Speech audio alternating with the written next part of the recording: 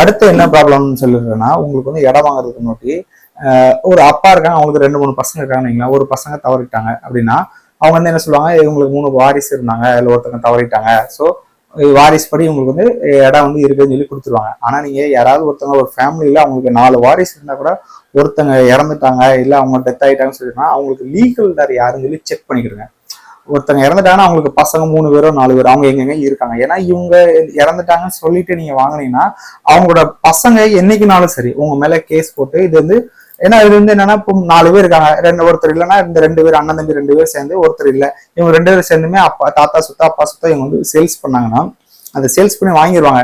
நாளைக்கு ஒருத்தங்க இல்லைன்னு சொல்லி அவங்க சப்போஸ் ஃபாரின்லயே இருக்காங்க, அந்த பசங்க அங்க இல்லை வரவே இல்லை, அவங்களுக்கு தெரியாம அவங்க வித்துட்டா கூட நீங்க வந்து அவங்க பசங்க என்னைக்கு வந்தாலும் இந்த இதெல்லாம் செல்லா, அவங்க கோர்ட்ல கேஸ் போட்டு செல்லான்னு சொல்லி பண்ணதுக்கு எல்லா சான்சஸ் இருக்குது.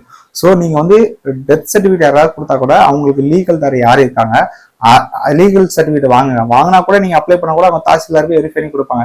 நீங்க டைரக்டா அவங்க வீட்டு பக்கத்துல அக்கம் பக்கத்துல போயிட்டு இவங்களுக்கு எத்தனை பசங்க, இவங்க தவறிட்டாங்களா, அவங்களுக்கு எத்தனை பசங்க இருக்காங்க, இப்போ ஒருத்தர் தவறிட்டோம்னா அவங்களுக்கு பசங்க 3 பேரா 4 பேரா, இவங்க எந்தெந்த ஊர்ல இருக்காங்க, என்ன பண்றாங்க ஏது பண்றாங்க சொல்லி லீகல் தார் வாரிசு சர்டிபிகேட் வாங்கி அவங்களுக்கு எத்தனை இருக்காங்க எல்லாமே ப்ராப்பரா செக் பண்ணி வாங்கினீங்கன்னா உங்க இடத்துக்கு வந்து எப்பவுமே சேஃபா இருக்கும்.